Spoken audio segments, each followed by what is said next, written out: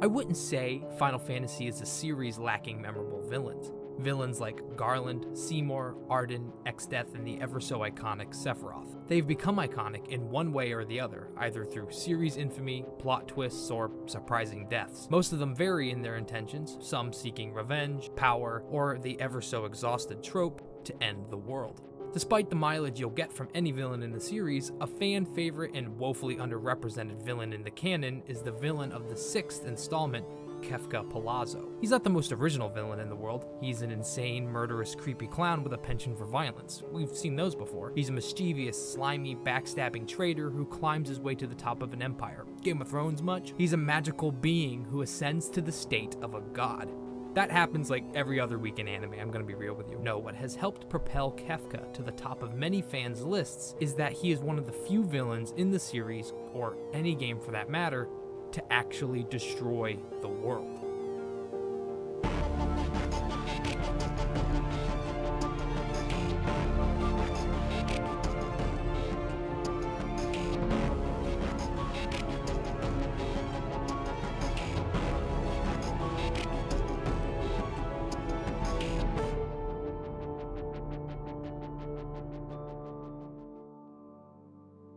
As well known of a villain Sephiroth is, his most memorable act of villainy was, well, killing Aerith. Surely a surprising moment, and certainly not his most cruel in the game, but it's a moment that made Sephiroth a villain for the ages. If Sephiroth's infamy came about from killing a single beloved waifu, what then would be the reputation of Kefka? Without needing to fully explain the plot of Final Fantasy VI, Kefka, after weaseling his way into positions of power, betrays his leader, kills him, knocks aside our heroes, and moves the Triad, a magical statue if you will, and disrupts the power tides in the world. As our heroes retreat back to the airship, the Triad destroys large portions of the world with cataclysms that kills millions. Kefka fulfills his promise as an antagonist and actually destroys the world.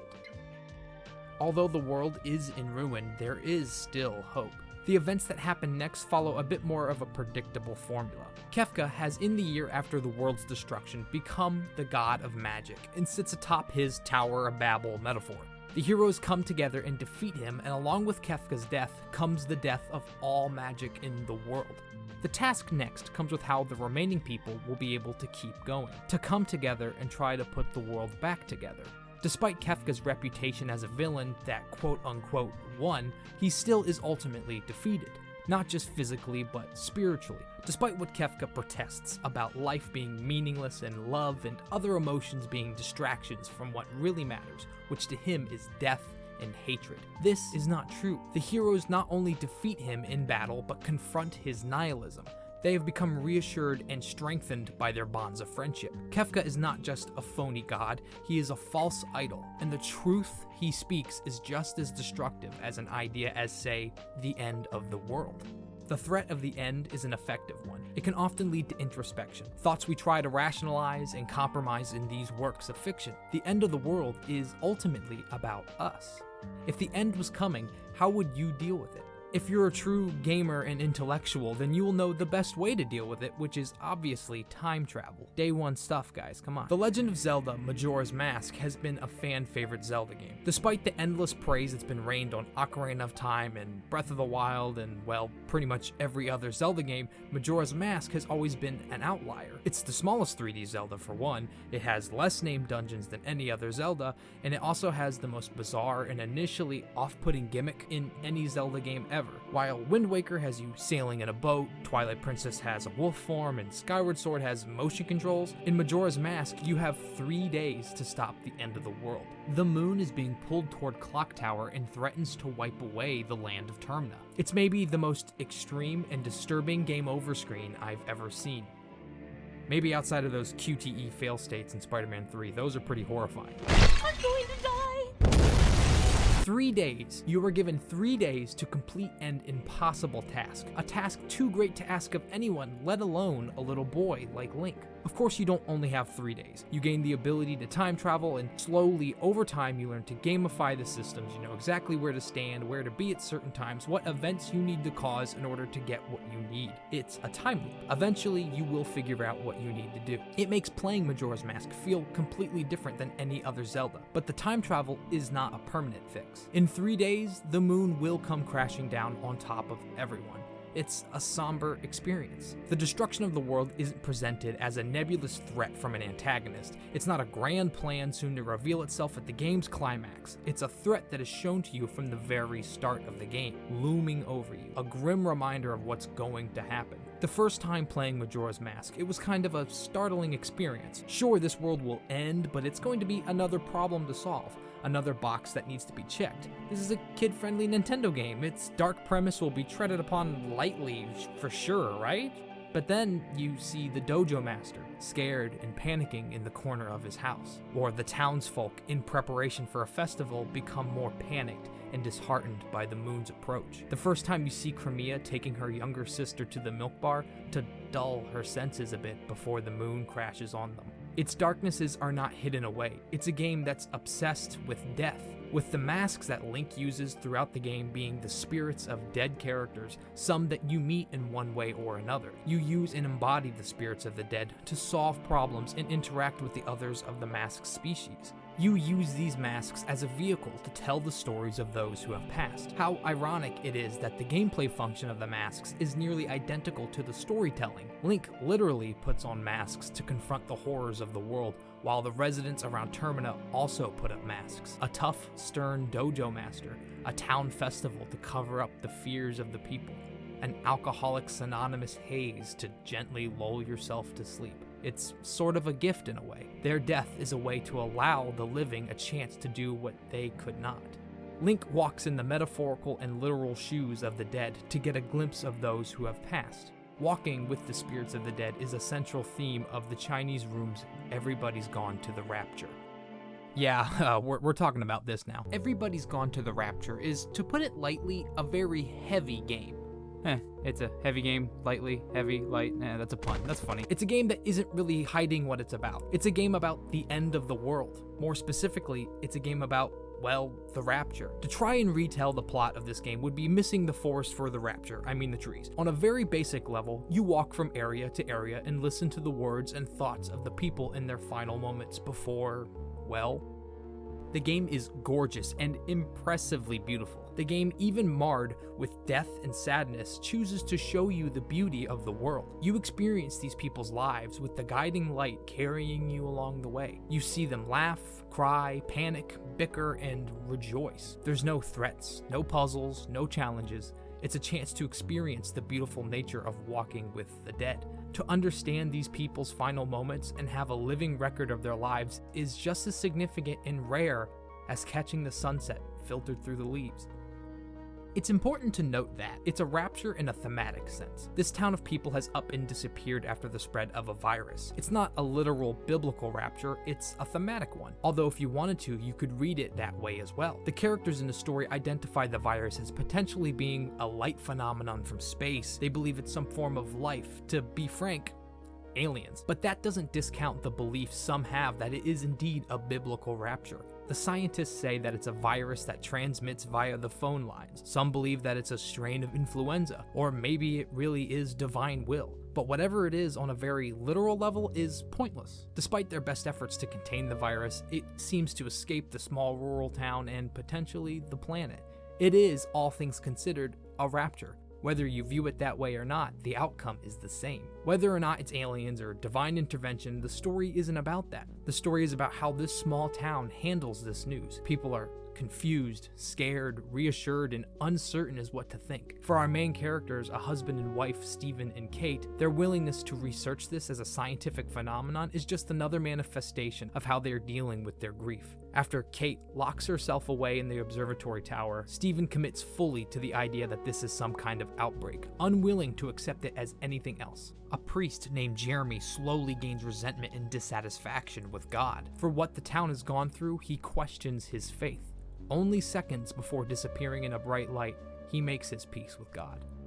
And Kate, after prolonged exposure to the light, comes to understand it and find acceptance in union with it. But ultimately, this light will take everybody. It's an inevitability that must be accepted, and only once they accept it will they fully understand it. Whether or not your death comes from gas bombs dropped from planes, infections, or a cleansing of fire, just like death, the being doesn't care one way or the other how you go.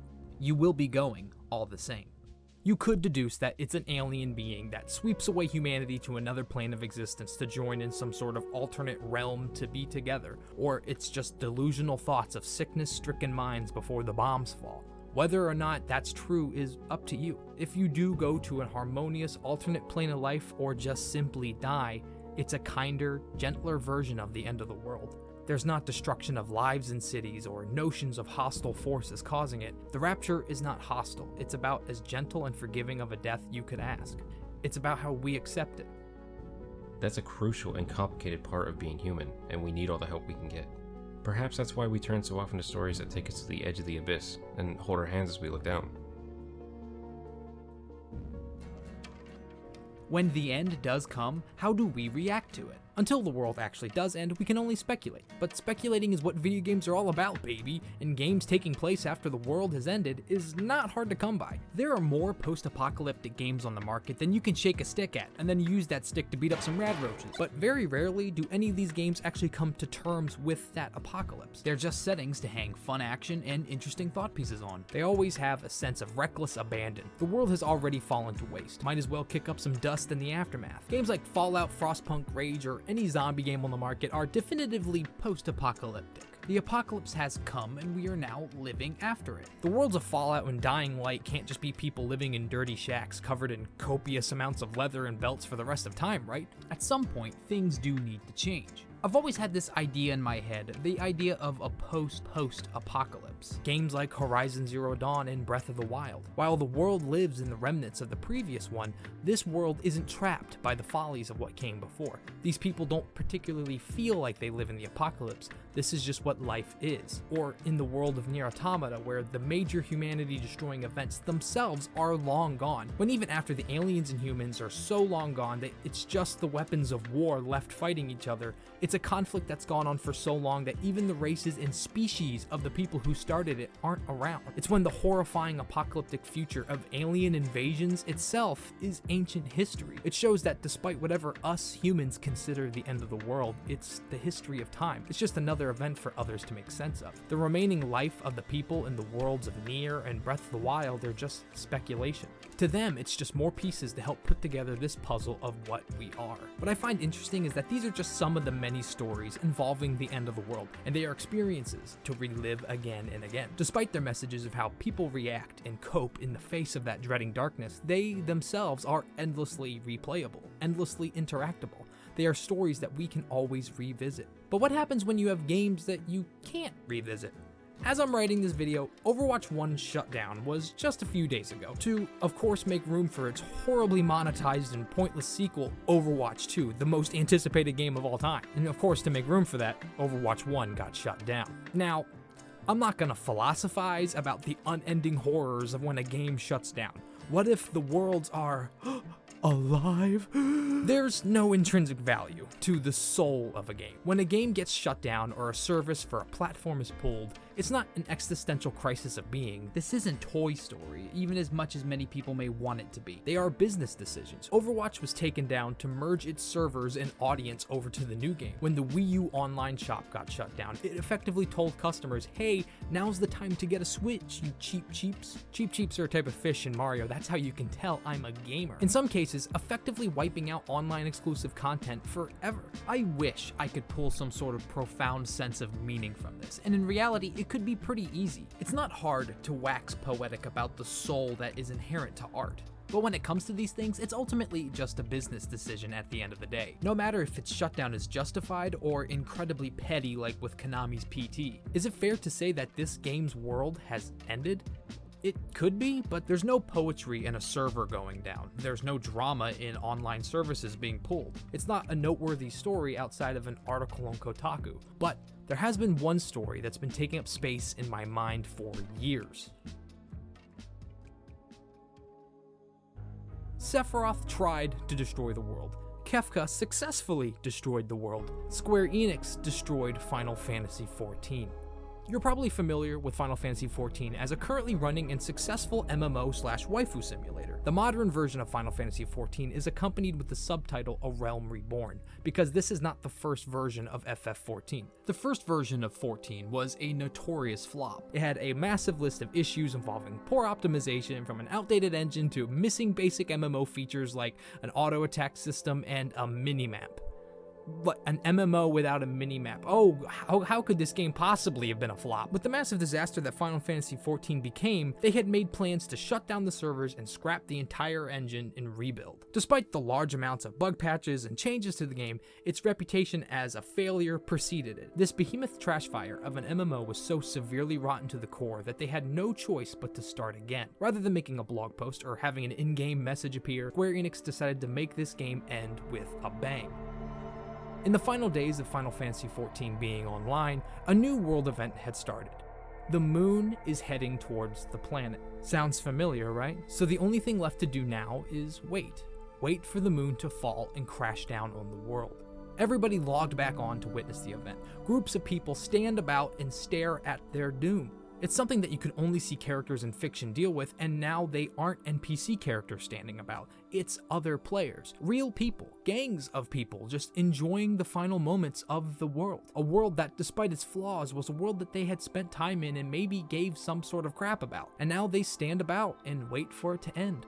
Once the time runs out, it plays one of Square Enix's signature CGI cutscenes, you know, the good cream of the crop stuff, and the moon reveals itself to be Bahamut, a giant space magic dragon. Just roll with it, and he proceeds to, well, destroy the world. The level of destruction on display is on another level of magnitude. The moon falling onto Termina seems insignificant when compared to this level of destruction. They can't help but stand around watching. Unlike Majora's Mask, there is no reset button. There is no magical time travel fix to help save these people. The world is ending and you just have to accept it. It's a remarkable moment, one that almost made up for the terrible MMO players had to sit through. It's an electric moment that has been in my head for years. What I find so alluring about the end of the world is the paradoxical nature of it. When you think of the world ending, you think of the planet blowing up, aliens invading, and humans all dying and the world being taken over. The very premise is centered around the fate of the world. But ultimately, that's not what matters. The world isn't what these stories are about, it's about the people. These are stories about our heroes coming together to defeat evil, overcoming that destruction to rebuild the world back together. They're about how a town deals with the impending moon lingering over, how people rationalize a virus wiping away their loved ones, how the world goes on after the end has come. It's a brief glimpse that you get to feel when dozens of players stand in the open fields, all sharing a moment under the dropping moon, together. The threat of the end is an effective one. It can often lead to introspection, thoughts we try to rationalize and compromise in these works of fiction. The end of the world is about us.